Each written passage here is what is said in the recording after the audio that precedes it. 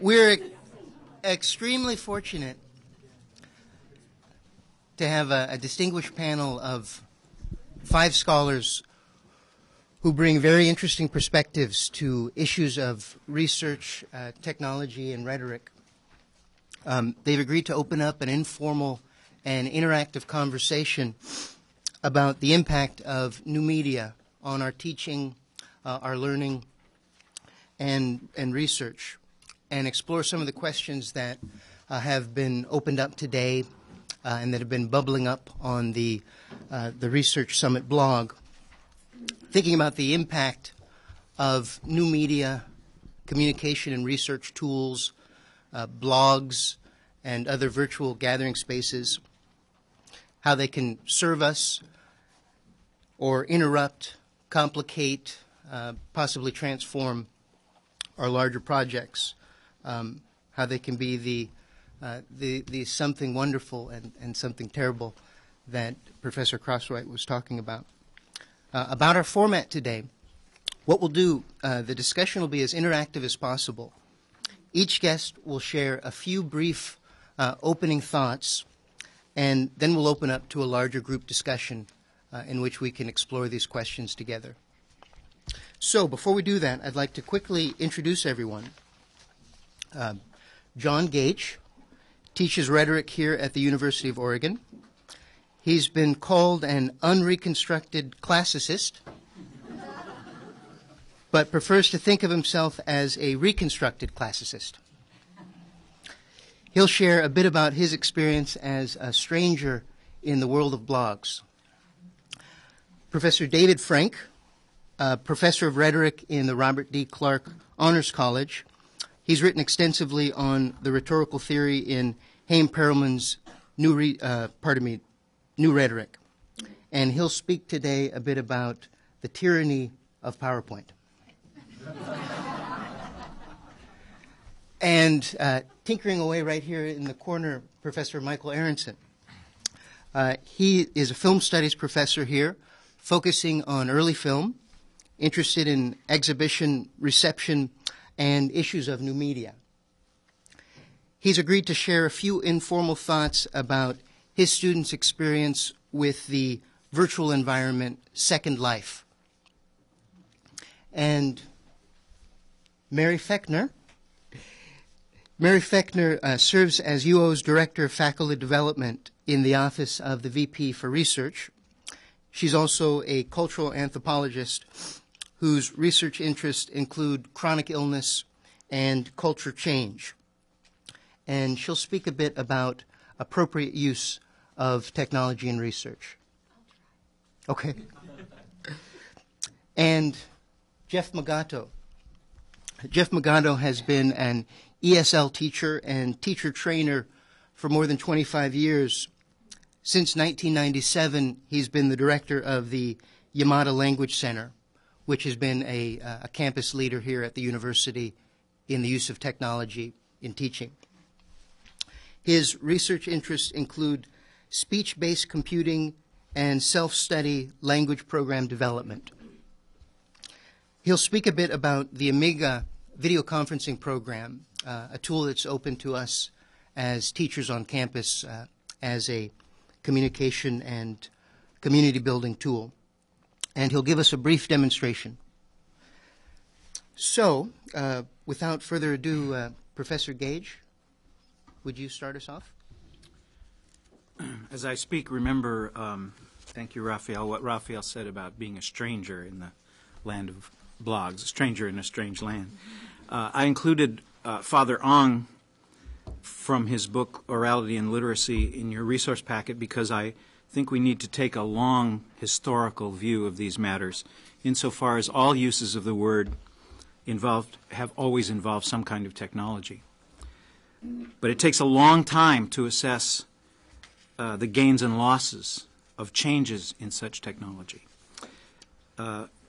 Plato assessed the effects of writing a millennium after the proliferation of the Greek alphabet. And 2,000 years later, Plato's use of writing to do so became an issue for Eric Havelock. And Goody, Watt, and Chater assess the consequences of literacy in the transition from script to print 1,000 years after the fact. And it was on the basis of these assessments that Marshall McLuhan assessed the effects of the electronic media a mere century after their development. And this all suggests to me that we ought to be cautious in either praising or blaming the most recent technologies of the word, certainly more cautious than McLuhan or some of today's IT gurus. Look, for instance, what's happened to McLuhan's happy global village. And that's why I highly recommend Walter Ong. As for the ethics of the discourse that occurs through these new technologies, I can't think of any reason to think that it is any different from the ethics of discourse in general. And so I've circulated a summary of some of the rhetorical virtues that I've been working on to see if any of them matter more or less in the culture of the internet and blogs. However, I'm not going to go over these at the present time. Some of you are already familiar with them, and I want to try out a couple of new ideas. I want to make two observations that seem to me to highlight the relevance of some of these ethical considerations in our present topic.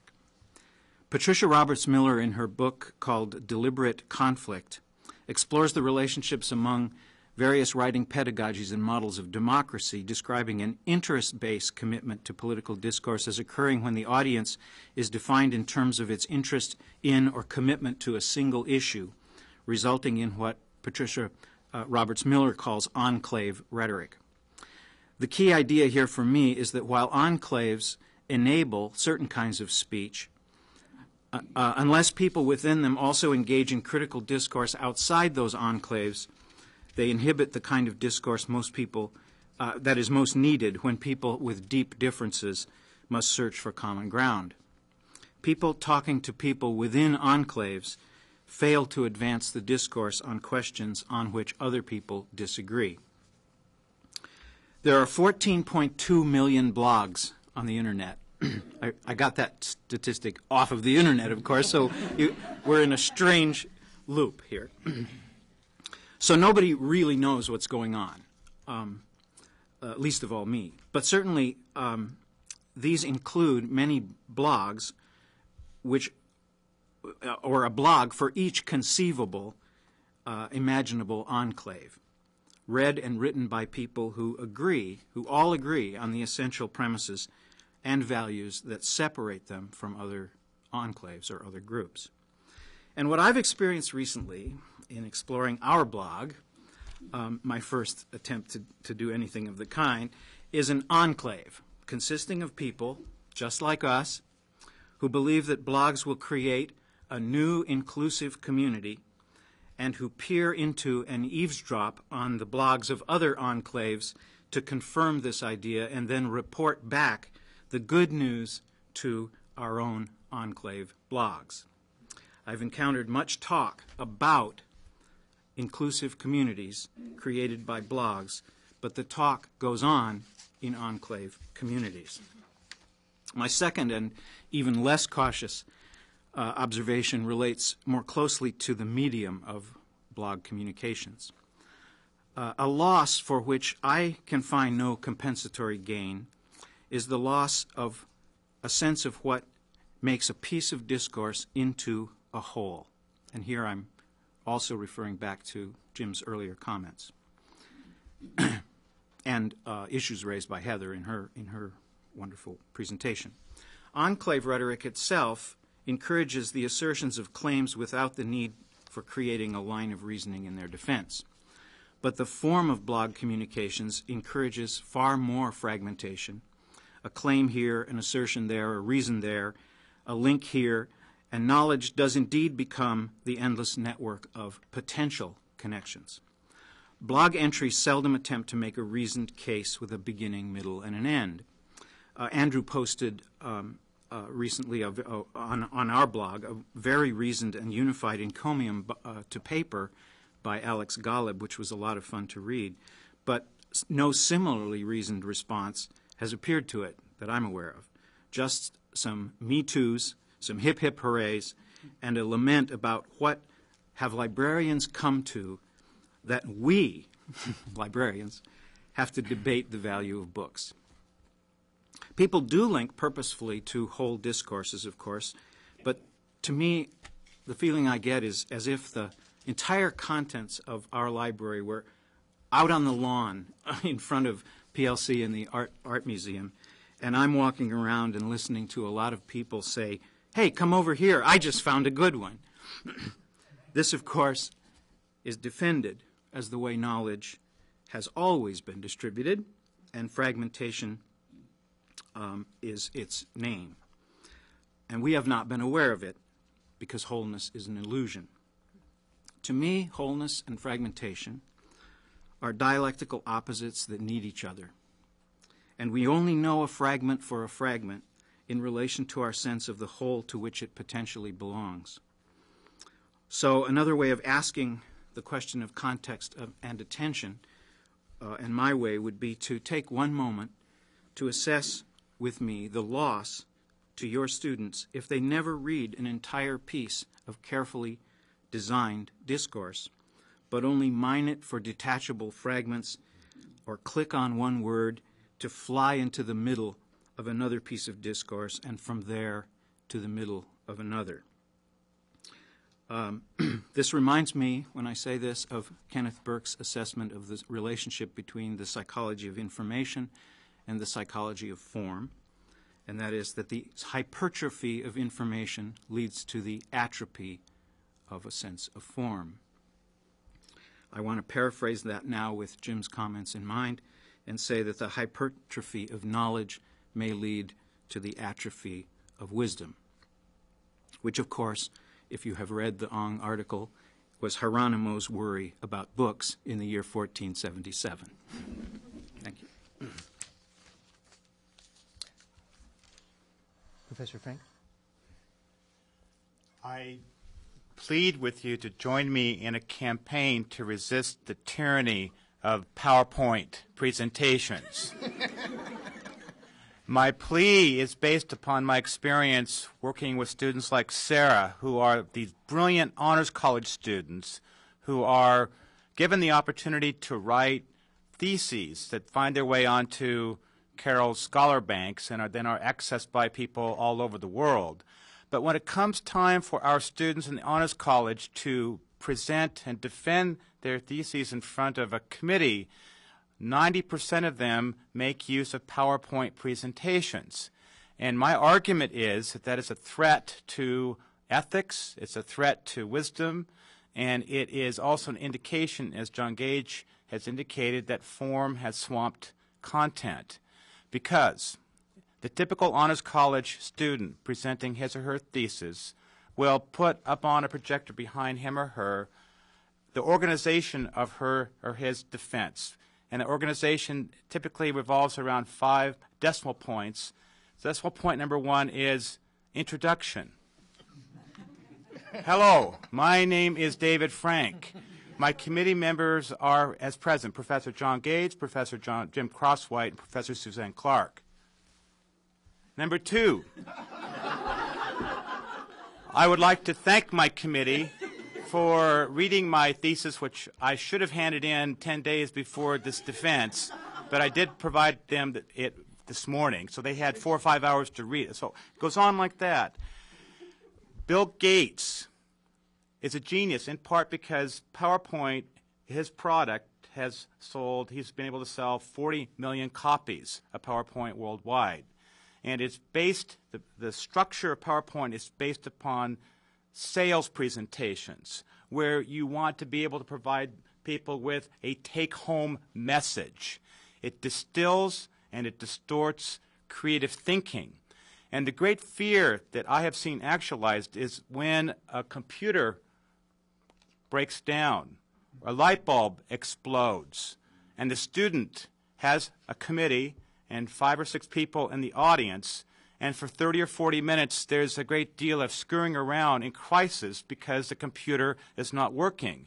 And what I lament is the fact that many of our students are not able to push the computer away, push the microphone away, and speak to their audience on the basis of what they have learned and what they have researched.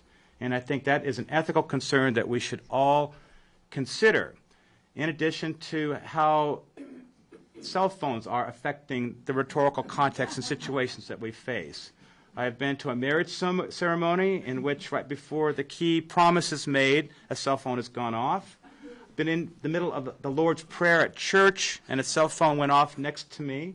I've been to baptisms, and then finally this year, in the middle of my class, when I was making a brilliant point, I was interrupted by a cell phone of a young woman who had the audacity to answer it, and she said, well, I'll get back to you in about 10 minutes when the class is over. And she hung up and put it away. So my ritual, my protocol now is to tell students that, at least in my classes, they need to turn off their cell phones, turn off their iPods, and attend.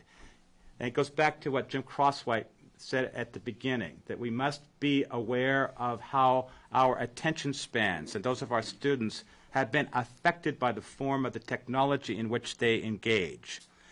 So the second concern I have is about the ability of our students to speak truth to power. And by that I mean there's a difference between an oral exigence and a written exigence.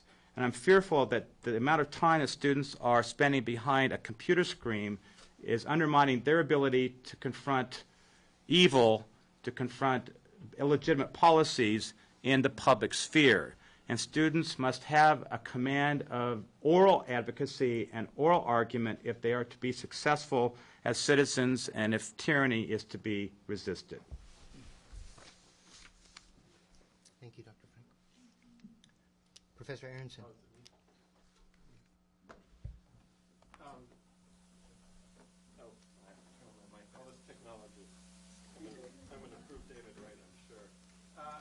So Raphael asked me to come because I'm currently teaching a course in new media and digital culture. And one of the questions that is central is this idea of the public sphere, because arguably it's changing, or if you want, fragmenting or growing. And so one of the things that we're doing in the class is participating in an online immersive environment called Second Life. If you've played or know of massive multiplayer games, the environment is similar, but there is no specific goal here. And we have, through the software company, a piece of virtual land. All the students have avatars. And we do some group work, and I also have virtual office hours. So I thought I would show you me, my virtual me. And this is the piece of virtual land that the company has leased us for the term. And this goes to some of the questions. I mean, I don't have a formal presentation here except to say that there are serious questions here and alterations, transformations going on between the verbal and the written text. Issues of attentiveness. What does that actually mean in a virtual world? Are there other kinds of attentiveness and attention spans besides the kind of classical model of absorption into a singular text? Moving images and their relationships to written text. How does that work? I noticed many of the blog were doing work with moving images, and a site like YouTube where 35,000 films a day or movies a day are uploaded that your students are all participating in. How does media literacy work when texts collapse into each other? And so all these questions we're asking within, admittedly a playful environment, one in which you can fly, one in which you can move through space. But issues of telepresence, he talks about cell phones and iPods. How many of your students have cell phones and iPods and move through real space every day, telepresent, somewhere else? We can be critical of it, but we can also get them to think of it critically. And at the same time, there's an ethics for us to understand that telepresence, because regardless of our particular feelings about software packages or MP3 devices, the computer is a metamedium, right? It's a medium in which all sorts of texts, all sorts of ideas, the screen has become the dominant way through which media and texts are read. And so it's critical for students to understand that. It's critical for us to understand it.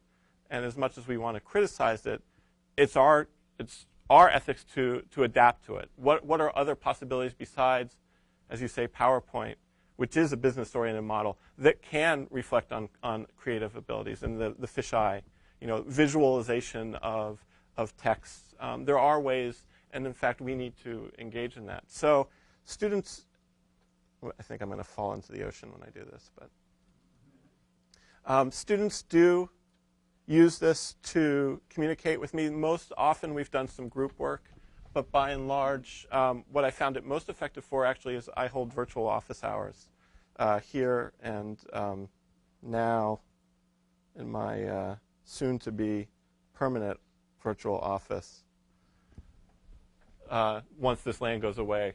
And the accounts are free, and students come to me on the virtual piece of land at times that I can't normally be in my regular office. And what I found is it's a different kind of communication that goes on in the virtual space than it does in my real office. And it is fragmented. It is, in some ways, less attentive. But I would say it's equally productive. It's a much more kind of verbal, crossed with written. That is, they're forced to stop and think for a second as they write, yet it's a very constant kind of process. It produces a different kind of discourse, which potentially produces different kinds of ideas. I'm not valuing it as better or worse, but I think we need to recognize the ways in which our lives have become immersed in it and to think through that critically, both for our students and for ourselves. So I'm happy to talk about the program later, what we're using it for.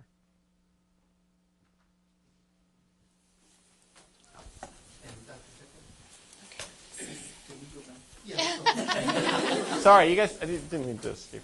Would you all put the microphones right back in front of you? I think Frank put two in front of me because I'm a Gemini. Professor Frank, put the microphone back in front of you. We'll share. No,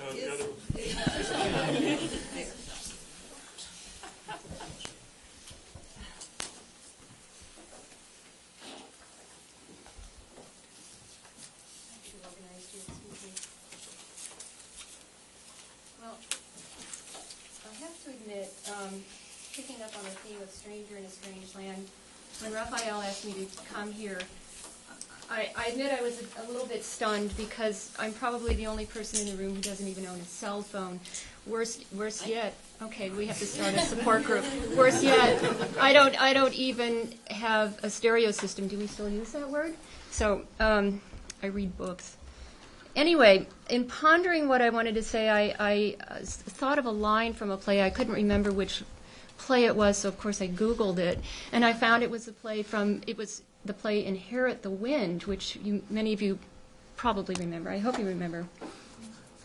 Henry Drummond, who is the attorney for the defense, who's a teacher accused of the crime of teaching evolution, interrogates Matthew Brady, who's the prosecuting attorney, and this is the exchange. Matthew Brady says, "But your client is wrong. He is deluded. He has lost his way." Henry Drummond says, "It's a shame we don't all possess your positive knowledge of what is right and what is wrong, Mr. Brady." Matthew Brady says, "I do not think about things I do not think about." Henry Drummond says, "Do you ever think about things that you do think about?" Now, this scene came to mind for me because I really had to force myself to ask, even though I don't have a cell phone, I'm not a Luddite. And, excuse me,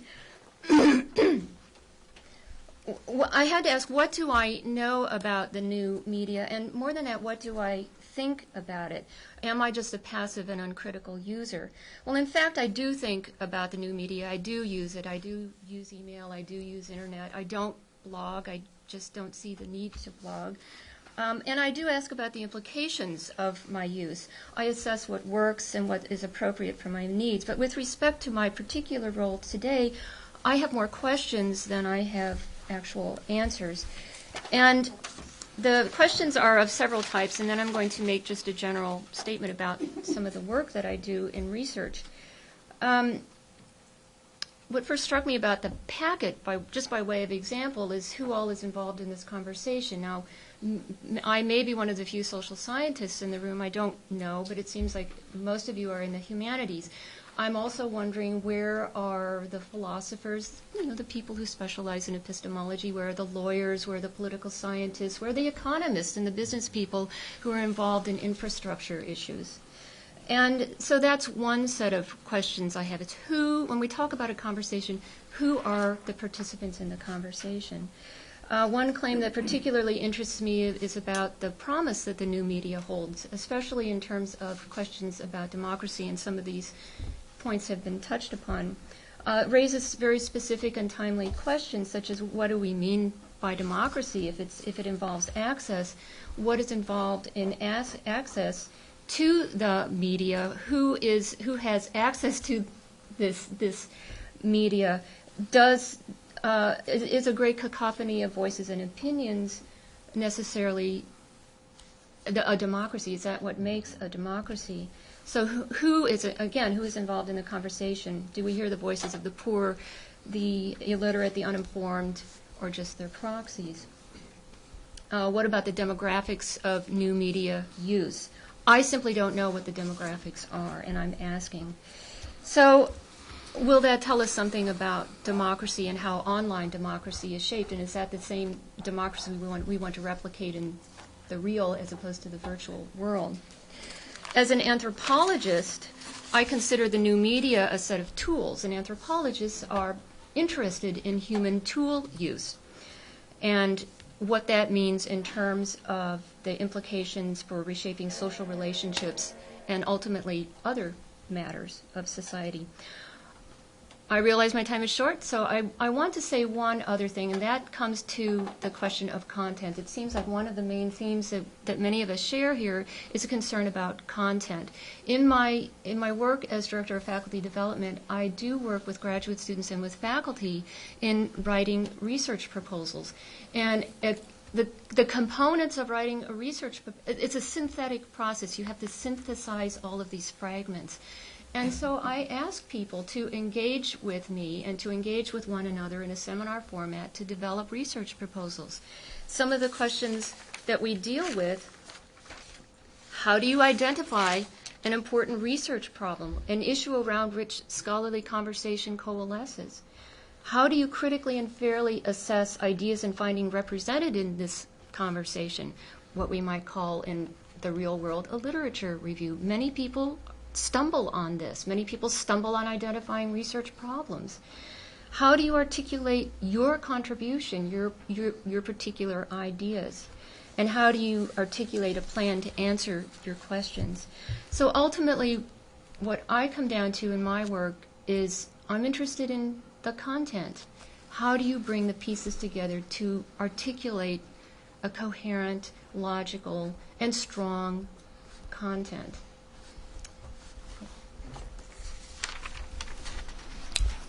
Professor Magado?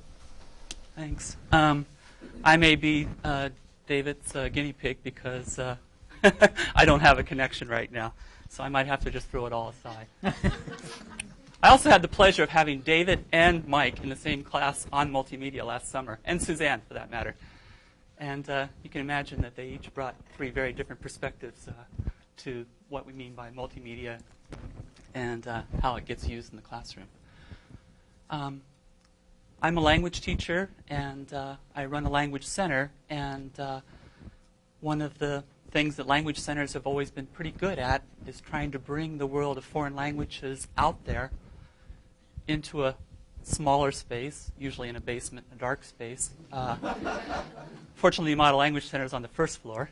And try to make language instruction a little bit more comprehensible, a little bit more manageable, and certainly I'm grateful that I work at the Model Language Center and not the Model Language Institute or the Model Language Academy, being a place that community gets built. Having said that, there are many more languages that students at the University of Oregon want to learn right now than are currently offered. If you've been around, as some of our distinguished panelists have been, you'll know that we used to offer more languages at the University of Oregon. And we're now trying to begin an effort to bring that back. But certainly, whatever you say about the internet, first and foremost, I hope you think of it as a communication tool. And the ability to use web-based technologies to communicate across time and space is an extremely valuable tool in our arsenal of language teaching, of composition teaching. I think you'll agree, any kind of teaching. So what we do at our center is try to use the technology in meaningful ways, but remembering first and foremost that why people like our center and why people keep coming back to our center is because it's a comfortable place to sit, it's a comfortable place to meet with other people, and so I am less bothered about I don't see a dichotomy between the two worlds the way other panelists perhaps do. Frankly, our virtual language lab brings bodies in to our real language lab, and vice versa. And when you have 6,000 language students to serve, 2,000 people taking Spanish alone, you need that kind of fluidity in instruction. I'm sure it's the same for the writing sequence when you're trying to deal with thousands. So what I wanted to show this morning, and it's described in your packet, is just one tool that we've added to the computer-mediated communication suite of tools that are already in Blackboard. When Jim talked about what has changed since 1992 when you put in your first computer lab, one thing that probably hasn't changed is this notion of what is the computer good at in terms of mediating communication. And back then, we thought about it in terms of networks. Typically, it was a LAN where students in a writing center could write compositions and put them in a Dropbox, and teacher could read them. And it was the heyday or the onset of process writing, and we sort of had a nice model for how to make that process go forward. Well, Blackboard, and I would have liked to have given David's talk on Beware of the Tyranny of Blackboard, but frankly, if you're trying to serve large numbers of people in a place that allows them to accomplish things quickly, you have to do it within an environment that seems comfortable and friendly, not just to the students, because the students, I doubt if Michael had a very big learning curve in terms of introducing Second Life, but in terms of teachers. When I introduced an asynchronous video audio conferencing tool to the participants in last summer's workshop, the only person who responded with video was a film studies teacher. And he went on to say, well, I've had this camera now for a while, and the only thing I've used it for is to scan barcodes. The point of his talk was there's a difference between having and using. And a lot of us have a lot of tools, and we either choose not to use them, or we use them in ways that perhaps aren't meaningful for our scholarship or our teaching. What I'd like to do is show Amiga and encourage especially the people teaching the Writing 121, 122, 123 sequence to give it a second look, or invite me back to come and make another pitch to you about this as a conferencing tool. Because one thing that's unique to first year and second year language classes and writing classes is the small numbers of students we serve, relatively speaking. In Spanish, we go up to 28. I don't know what you do in comp, but still, for many of our students, besides the FIG experience, that writing class is one of the unique small environments where they're not in with a lot of other people. And I always try to remind my instructors of that. Having said that, can I get screen help? There's a shutter. Is the shutter on? It's probably okay to stay. I think it's on that.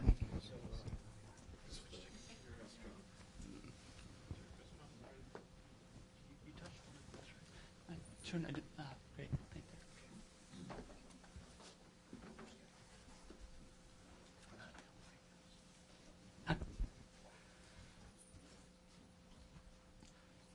So in your packet's a how-to, and in the most recent issue of the Computing Center newsletter, there's a one-page article about Cassie Adela Bo's experience with this. And I'm going to try, if this works, to talk to Cassie and do a little short interview of her experience with using Amiga.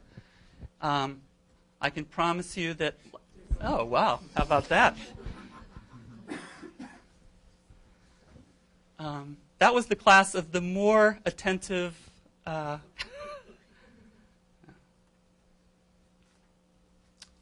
So Blackboard accommodates, as you probably know, a variety of computer-mediated tools. And starting winter term of this year, we added Amiga to be audio and a video-based and text-based complement to some of the tools that are already there. And if things work right, Cassie has set me up in her class, which is PODS. Cassie teaches arts and human values as a distance ed course in AAA, and she also works in the Career Center doing career advising. So she was, the varieties of ways of conferencing that are out there, for her, she was primarily interested in counseling architecture students in Portland, who she doesn't see in real life, and facilitating small group interactions with her distance ed course. So this is her course site. Again, these things should be pretty familiar to everybody who's used Blackboard. If you go into the communication tool, we made ourselves big and large there, so you couldn't miss us.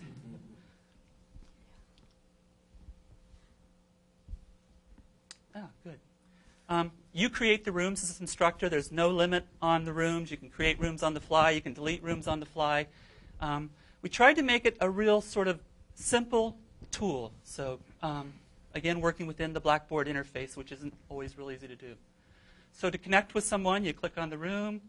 You click Join. There's Cassia.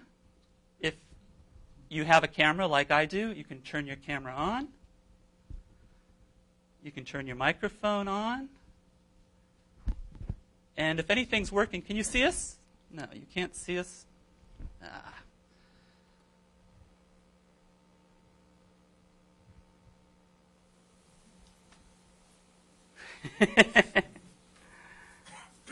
Yeah. Another chance to see the camera. And here's. Hi. We're having AV problems.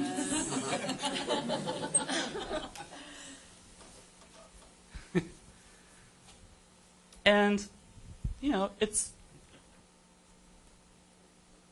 Let me see if I'm getting. How about some audio? Can you hear me? Oh. So I don't know if you can see our no, you can't see our audience. That's the problem. Are you there, Cassia? And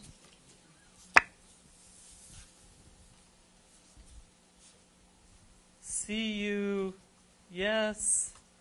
Hear you, no. Oh, you can hear me. Great. We're running real short on time, and I'm not going to go through the debug. And, you know, I'd rather fail large in front of friends and promise you that for most people it works. Can you hear me now? Yes. Well, I just wanted to. Say what? And Professor Magano, we have just a few seconds. All right. Let me just say, hey, sorry, Cassia, we're going to have to cut this off. To be continued. Maybe she could stay with us for the last few questions. Yeah. If you can hang on for just a couple more minutes, I'll let them finish the presentation, and maybe I can show people one-on-one while we break for lunch. It's got one-to-one conferencing right now. By the end of fall, it'll have what we call an Oprah chat with small groups, 4 people at a time. I wish I could report how she used it better than But there's a nice little article in the Computing Center News, and she's very open to talking to people too. Thank you. So we just have a few minutes to open up to some questions and comments.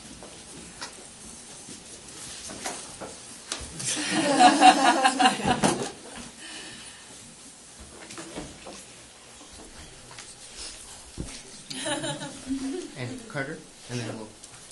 Well, I think one of the things that's come up that's really interesting to me is that I tend to agree that the distinctions we like to make between the virtual world and our physical world, sometimes we need to make those distinctions in order to talk about them in their specificity, but I also think I tend to agree with Mike and Jeff that there's a sense in which they're very much of a piece and very integrated now. And I think, so my question would be,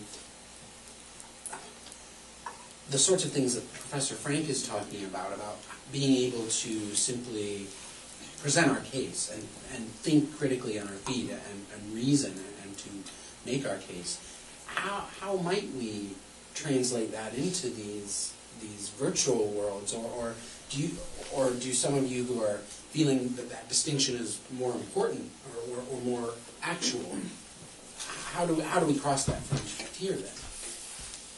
Especially when it's a sphere where the students already feel agency. Yes, especially.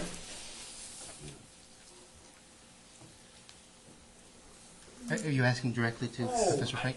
If anyone wants to comment. The rhetorical tradition is pretty clear on some of these issues, and I would disagree with Father Ong on the distinction that he makes in a value sense between the oral and literary. I mean, he obviously privileges the written over the oral, and I don't know if we want to move into hierarchies, but I do think that there is an important distinction to be made between human communication unplugged and communication that is affected by electricity. And so I think that's what the MIT scholars and what you've discovered in the literature review that you have done, that there is an influence, a fairly significant influence of the electronic media on how we relate to one another. And I think students should have the habits of mind and habits of communication to deal with all the media that they must understand, but that the first medium is the oral one, and students and human beings ought to understand and treasure the oral mode before they move on. Not that it's necessarily more or less important than others, but I think it's a different kind of mode, and that we ought to make sure that students are able to speak in public. They ought to be able to make oral arguments. They ought to be able to evaluate and judge oral arguments. And as you're pointing out, the distinction between the two realms to a degree is collapsed, because in my public speaking classes I hear students saying, well, I believe that George Bush should be impeached, and according to the Internet, he has lied about the Iraq War. Well, their source of proof becomes the Internet or Google. And so we can't obviously avoid dealing with the new media, even in a public speaking course. I'd like to answer your question, Carter, in a slightly different way, because before today I would have said that rhetorical training is the way in which we would address that issue, and that's certainly what Jim was calling for this morning. Aristotle defined rhetoric as perceiving the available means of persuasion in any situation. Now what worries me, going back to my remarks, is I don't know what the situation is anymore for perceiving the available means of persuasion, because we aren't in a situation calling for that perception. We are in many situations at once, and as I heard someone say recently, another situation is only a click away. So we are good at avoiding situations and getting out of them, and we've been given a very ready means of doing so.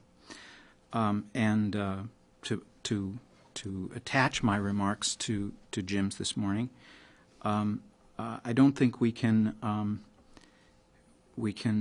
attend to anything we can't perceive. So how do we perceive the available means of persuasion when we can't perceive the situation in which we are called for to invent and use them? It's just a question I have based on this. Well, it seems to, I think that that's really well stated. It seems to me that perhaps the issue is not our students' media literacy, but our own. If we want to grasp that range of possibilities, we have to understand it using our training, our understanding of, as you're saying, differences. But without that, it seems to me you can't create the kind of pedagogy that you would, hope to imagine if we don't understand the difference between a book and an instant message or a blog, not just as form, but also as content. If there's a promise then of a new rhetoric to deal with those new literacies, then I'm awaiting my colleagues to, and Lisa this afternoon perhaps, to inform me of what that is. The point that you make earlier about having virtual office hours, I mean, that's an astonishing notion. I'd never even considered it. But I think there's a big distinction between a virtual office hour and one in which you see the person who's breathing and you're in Chapman Hall. And I think about the story that Jim Crosswhite tells about his high school speech teacher who confronted the principal about a young woman named Becky who was pregnant, and the principal was going to suspend that woman for being pregnant. And the speech teacher confronted the principal and urged the principal, to reconsider his position. And that kind of immediate courage where you speak truth to power is not something that I see being done. Maybe it can be done in either a virtual office hour or on the internet. It's. I guess I'm not arguing for that kind of stake. It's a communication tool used for certain kinds of communication. The discussion, what do we mostly discuss in terms of office hours? And I have real office hours as well, obviously. We discuss ideas. We discuss projects, feedback. And at that level, I've found it a useful tool. I'm not saying that we should all replace our real world or our real rhetoric, but that I'm being cut off. So, unfortunately, unfortunately, we have to stop. And please join me in thanking our panelists.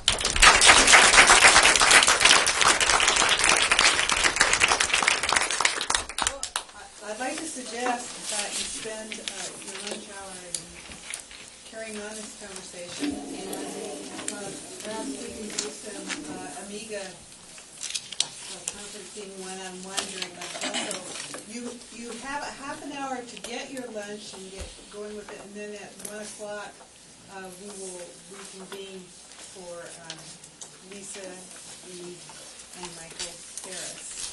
We'll talk to us.